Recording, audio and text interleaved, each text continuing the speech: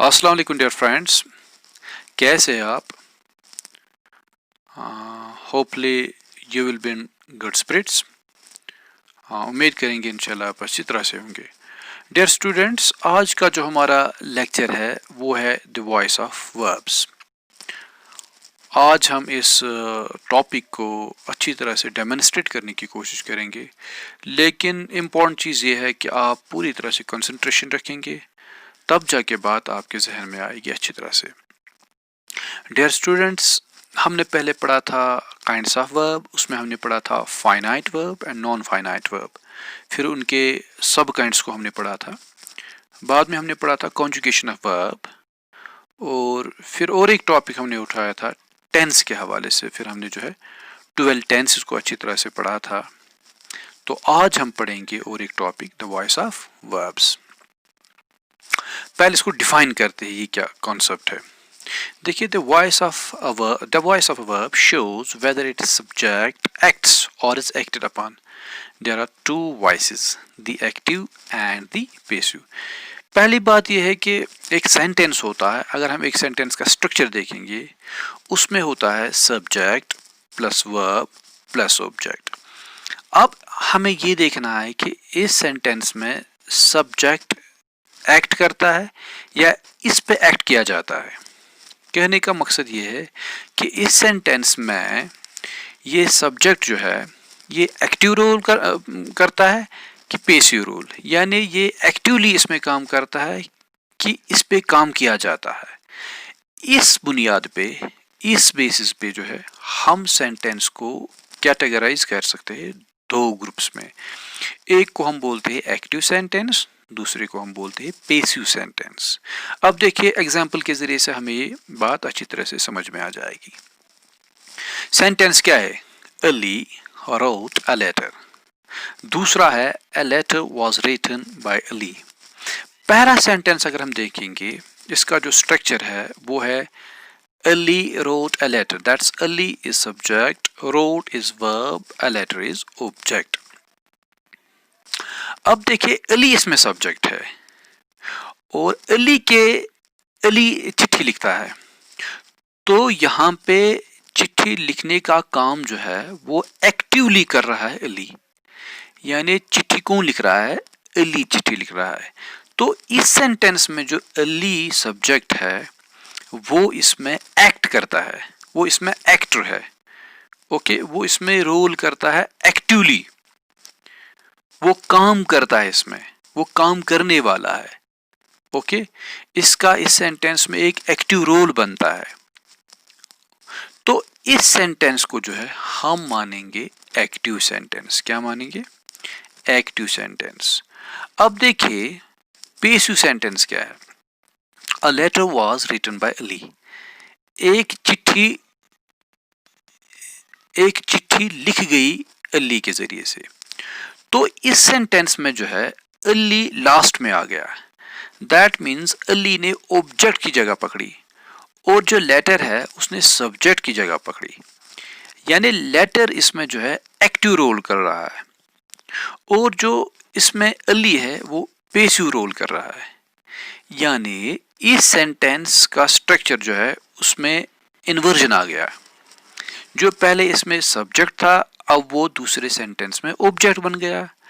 जो पहले सेंटेंस में ऑब्जेक्ट था वो दूसरे सेंटेंस में सब्जेक्ट बन गया। तो सब्जेक्ट का यूजुअली एक्टिव रोल होता है और ऑब्जेक्ट का पैसिव रोल होता है। तो पहले सेंटेंस में अली सब्जेक्ट है तो इसका रोल एक्टिव होगा। लेटर इसमें ऑब्जेक्ट है तो लेटर का रोल होगा पैसिव।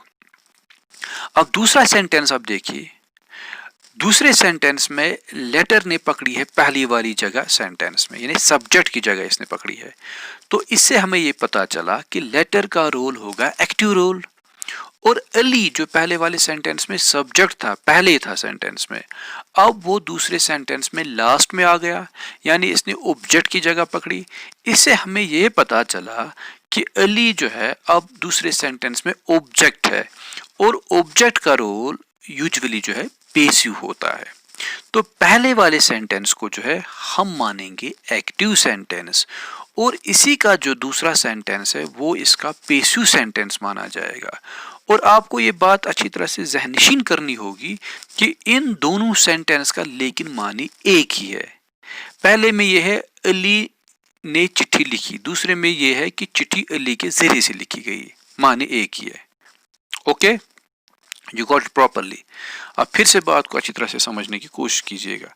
देखिए, मैं कह रहा हूं कि हमें यह देखना होता है कि सब्जेक्ट एक्ट कर रहा है कि इस पे एक्ट किया जा रहा है। अगर सब्जेक्ट खुद एक्ट कर रहा है, यानी एक्टिव रोल इसका है सेंटेंस में, तो इसको हम मानेंगे एक्टिव सेंटेंस। और अगर वही सब्जेक्ट जो है सेंटेंस में ऑब्जेक्ट की जगह आ जाता है, हम मानेंगे कि उस पे एक्ट किया जाता है। पहले में वो एक्ट करता है, दूसरे में जो है इस पे एक्ट किया जाता है। और जब ये खुद एक्ट किया करता होता है सेंटेंस में, तो हम इस सेंटेंस को जो है मानते हैं एक्टिव सेंटेंस। ओके, अब हमें ये देखना है change from active to passive voice, यानी कौन सी ऐसी चेंजेस है जो आ जाती है एक एक्टिव सेंटेंस में जब वो बन जाता है पैसिव सेंटेंस। या हम ये भी कह सकते हैं कि एक्टिव सेंटेंस को पैसिव सेंटेंस में कन्वर्ट करने के लिए हमें कौन सी चेंजेस लानी पड़ती है। लेकिन आप ये बात अच्छी तरह से ज़हननशीन कर लीजिएगा कि चाहे एक्टिव सेंटेंस हो चाहे उसका पैसिव सेंटेंस हो, माने लेकिन दोनों का एक ही होता है। फर्क बस इतना होता है कि पहले वाले सेंटेंस में सब्जेक्ट एक्टिवली रोल अदा करता है, यानी उसमें सब्जेक्ट एक्ट करता है, और दूसरा जो उसका पैसिव सेंटेंस होता है उसमें सब्जेक्ट पे एक्ट किया जाता है। ओके, अब देखिए पहली चेंज क्या है। The object of the verb in the active voice becomes the subject in the passive voice। पहली बात यह है, जो एक्टिव सेंटेंस होता है उसमें जो ऑब्जेक्ट होता है वो पैसिव सेंटेंस में सब्जेक्ट बन जाता है, यानी वो सब्जेक्ट का काम करता है। This is the first change, first important thing, important change taking place in the active sentence when it gets converted into passive sentence. This is the first change. Second change, the subject in the active voice takes generally the preposition by before it in the passive voice। अब देखिए, जो subject होता है active sentence में, अब जब वो object बन जाता है पैसिव सेंटेंस में, तो उससे पहले प्रपोजिशन, उससे पहले हम यूज करते हैं वर्ड बाय, यानी बाय एज प्रपोजिशन।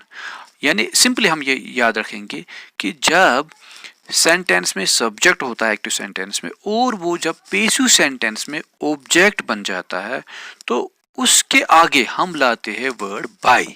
ये आप याद रखेंगे। This is the second change. First change is क्या कि जो पहले वाले सेंटेंस में ऑब्जेक्ट होता है वो दूसरे पैसिव वाले सेंटेंस में बन जाता है सब्जेक्ट। सेकंड चेंज इज ये कि जो सब्जेक्ट होता है पहले सेंटेंस में और वो ऑब्जेक्ट बन जाता है पैसिव सेंटेंस में, तो लेकिन उसके सामने हम लाते हैं वर्ड बाय।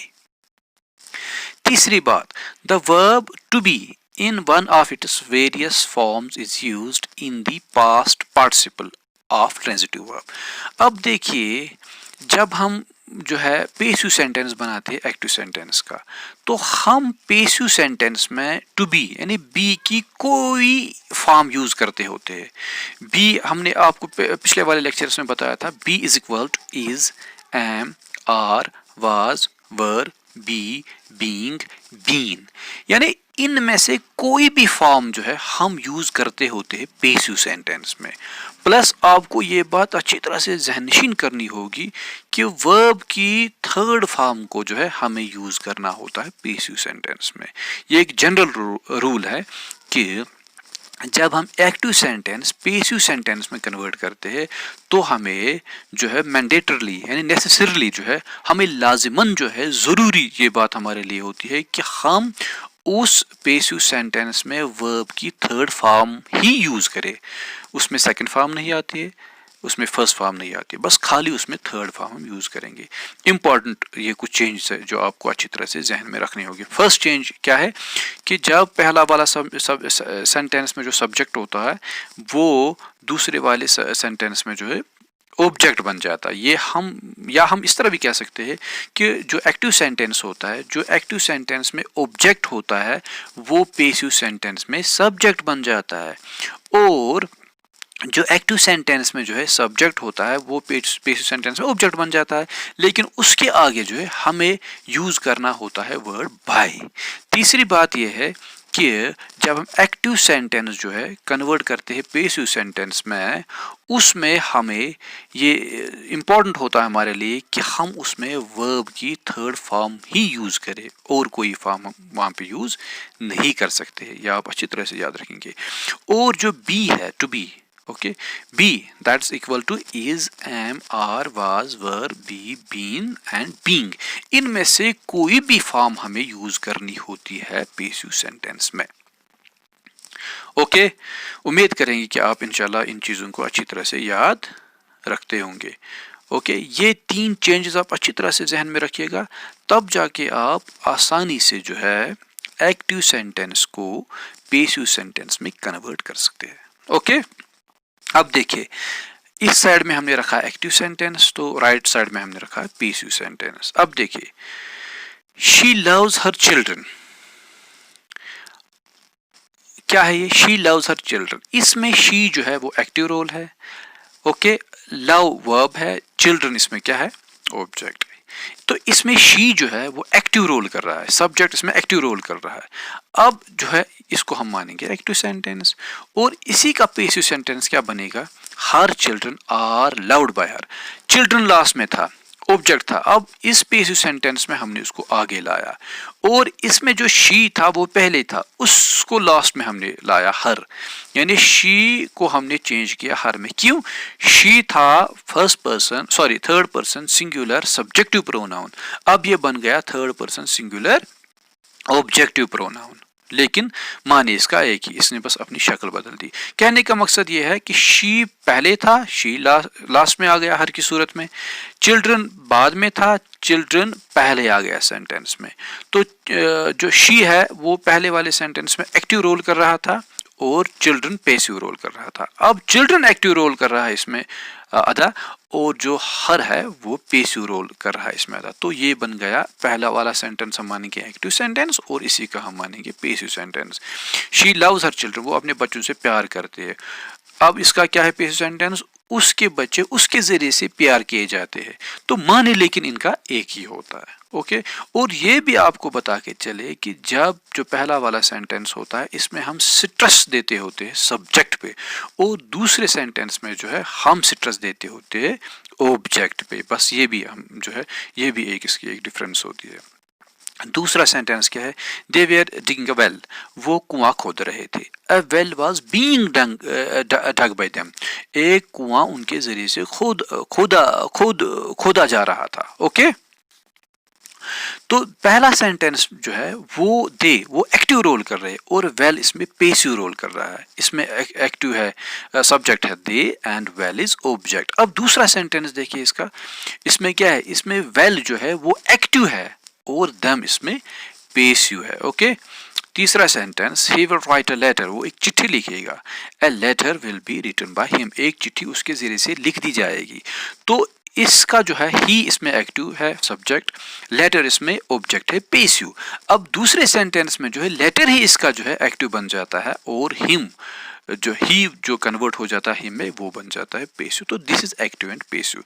इसके लिए कुछ रूल्स है, मतलब किस टेंस को हम किस टेंस में चेंज करेंगे, वर्ब को हम कैसे चेंज करेंगे वो बाद में देखेंगे, लेकिन पहले आप स्ट्रक्चर देखिएगा कि किस तरह जो है हम एक्टिव सेंटेंस को पैसिव सेंटेंस में कन्वर्ट करते हैं।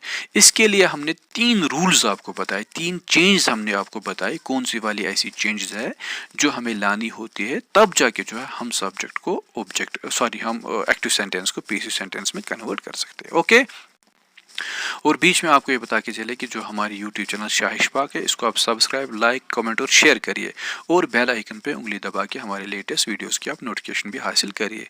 और इन वीडियोस को आप स्टार्ट से एंड तक अच्छी तरह से देखिएगा, तब जाके बात आपके जहन में आ जाएगी। और अगर आपके पास कोई सुझाव है, आप कमेंट सेक्शन में लिख दीजिएगा, हम उनको जो है अपने वीडियोज़ में इंक्लूड करेंगे, ताकि हम चाहते हैं कि हमारी वीडियोस और भी इफ़ेक्टिव बन जाए, ताकि जो हमारे फ्रेंड्स और हमारे स्टूडेंट्स हैं वो इन लेक्चर्स को अच्छी तरह से अंडरस्टैंड कर पाए। ओके, होप कि आपने इसको अच्छी तरह से समझा होगा। हम और भी लेक्चर इसके हवाले से अपलोड करेंगे। पहले ये एक इंट्रोडक्शन हमने दिया था इसके हवाले से, आप वेट कीजिएगा इंशाल्लाह।